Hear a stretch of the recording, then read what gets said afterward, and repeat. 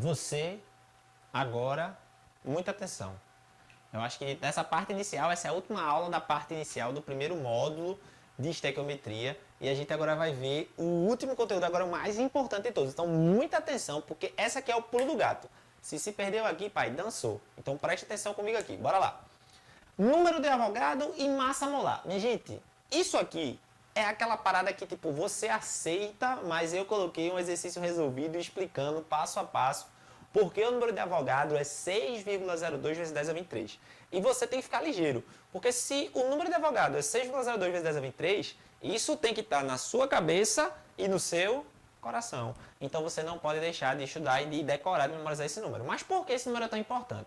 Porque Avogadro encontrou esse número como uma relação direta que leva da massa, da unidade de massa atômica, ou seja, daquela massa do átomo, a massa do elemento químico dada em unidade de massa atômica, direto para a massa em gramas. Então você precisa ter clareza nisso. O número de Avogadro é justamente o que expressa essa relação entre a massa da unidade de um átomo, de uma molécula, e a massa de uma quantidade que tem um valor equivalente, só que em uma outra grandeza. Ou seja, ele mantém o mesmo valor numérico, mas muda a ordem de grandeza. Vê aqui, acompanha com o tio Fi. Vê só. Então você tem aqui 6,02 vezes 10 a 23 unidades. Isso vai equivaler ao que a gente vai chamar de mol. Então sempre que você falar 1 mol, você vai ter o quê? 6,02 vezes 10 a 23 unidades. Tá certo? Então o mol é como se fosse a dúzia. Ele vai dizer uma quantidade de unidades que existe dentro de uma porção ali, de um volume. É um valor constante, um multiplicador. Tá certo? Então o mol é isso. O mol ele representa essa quantidade toda de unidades, que é um número gigantesco. Tá? É um número gigantesco. E aí, preste atenção no pulo do gato de Avogadro. Eu ter um exercício todo resolvido, explicando passo a passo, fazendo continha por continha, mostrando como é que acontece a relação de Avogadro. Mas vamos lá. Uma unidade de H2O pesa quanto? 18 unidades de massa atômica. Se eu fosse trabalhar com esse valor em gramas, eu teria que multiplicar isso por 1,66 vezes 10 a menos 24 gramas. A gente viu que a unidade de massa atômica é menos 10 a 27 kg. Então, fazendo as devidas conversões e proporções, a gente chega a menos 24 gramas. Então, preste atenção com o tio Fio aqui. Se eu fizer isso, eu vou ter esse valor aqui, 2,988 vezes 10 a menos 23 gramas. Isso aqui é o quanto pesa de grama uma molécula de H2O. Uma única molécula de H2O. Se eu tivesse 6,02 vezes 10 a 23 unidade, ou seja, 1 mol de H2O, eu já sei de cara pela relação de Avogadro que o valor que vai dar é quanto? 18 gramas. Mas calma, peraí, devagar, professor. Calma aí, que o senhor já fala no 2x. Eu sei, vamos com calma.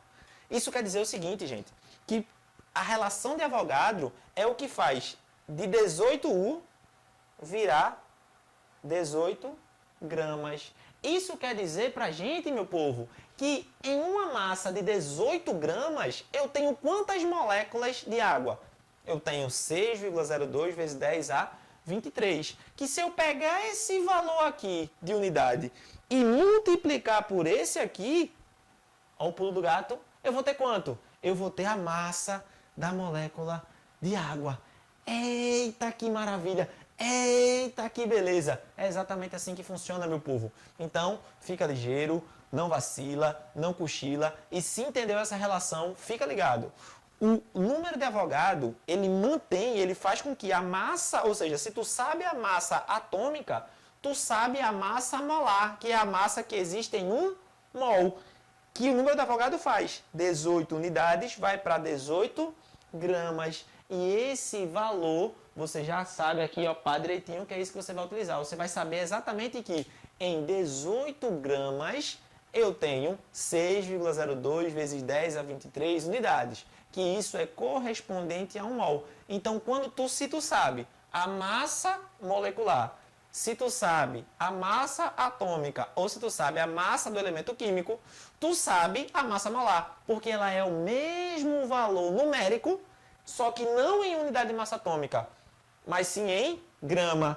Não só grama, tá, gente? Grama por mol, tá? Grama por mol. Eita! E isso aqui, meu povo, é a parte mais importante desse módulo inicial. Se você não entendeu, volta. Se você não entendeu, vai ver o exercício resolvido. Mas, se tiver dúvida, é só mandar aqui embaixo que a gente já vai, ó, pbuff, já tenta tirar essa dúvida ligeiro para que você consiga ir adiante. Se você entendeu toda essa parte inicial, segue o baile, meu patrão, que agora é que a emoção vai começar.